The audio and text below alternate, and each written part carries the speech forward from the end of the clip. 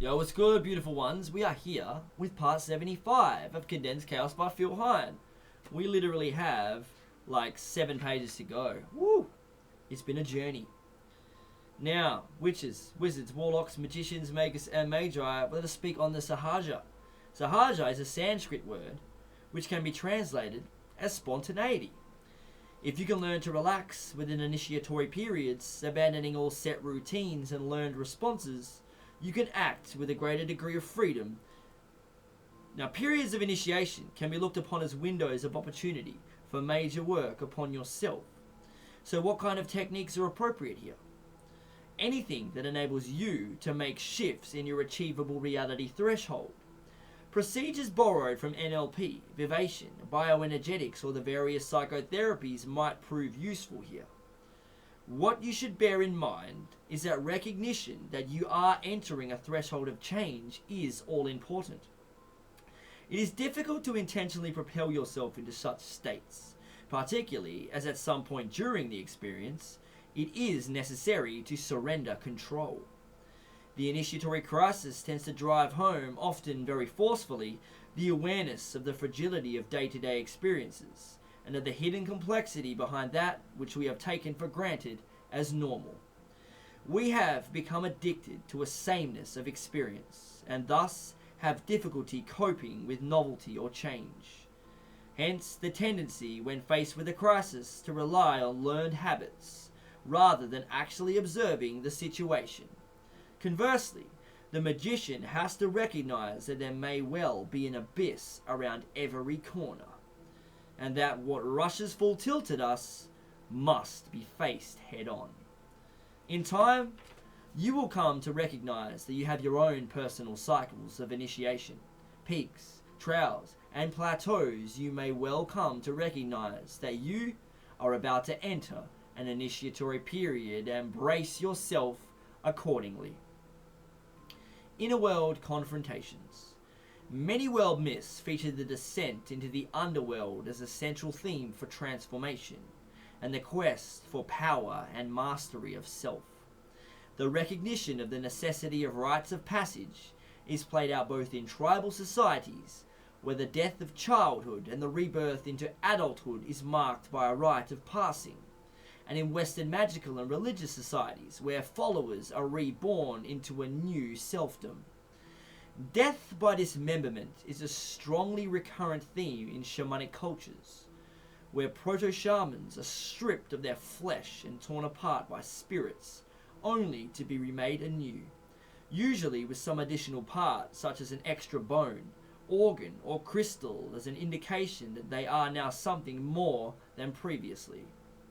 In some cultures, such as the Tibetan Tantric Chod ritual, the dismemberment experience is a voluntary meditation, whereas in others, it is an involuntary, though understood, experience.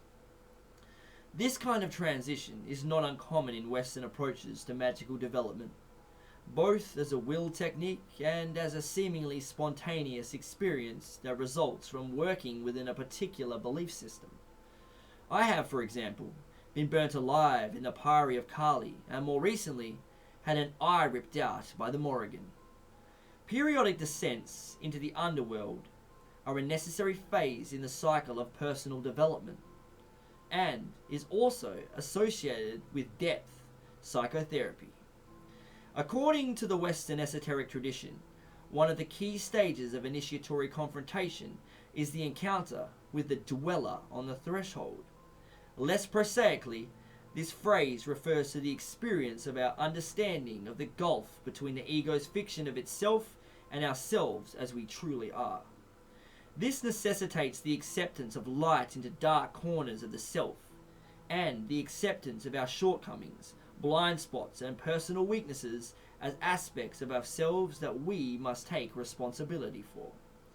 The recognition that we are ultimately responsible for all aspects of ourselves, especially those bits which we are loath to admit to ourselves, is a step that must be taken if the initiatory journey is to proceed. It is not uncommon for people to remain at this stage for years, or to come back to it time and time again. Such ordeals must be worked through, or they will return to haunt us until they are tackled. Else they will become obsessional complexes, demons that will grow until they have power over us. There are a myriad of techniques, both magical exercises and psychotherapeutic tools, which can be actively used to examine these complexes, but the core of this ordeal is the beginnings of seeing yourself. That's deep. In shamanic cultures, physical isolation from the tribe is often reinforced by physical ordeals such as fasting, sleep deprivation, and exposure to rigorous of heat or cold.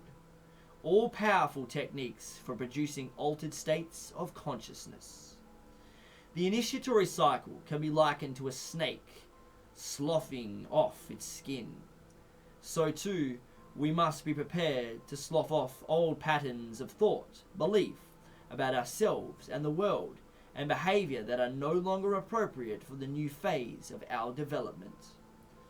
As we reach the initiatory stage of descent into the underworld, so we are descending into the deep mind, learning to rely on our own intuition about what is right for us, rather than what we have been told is correct. We're going to stop it there, and we will return with more tomorrow. Yeah.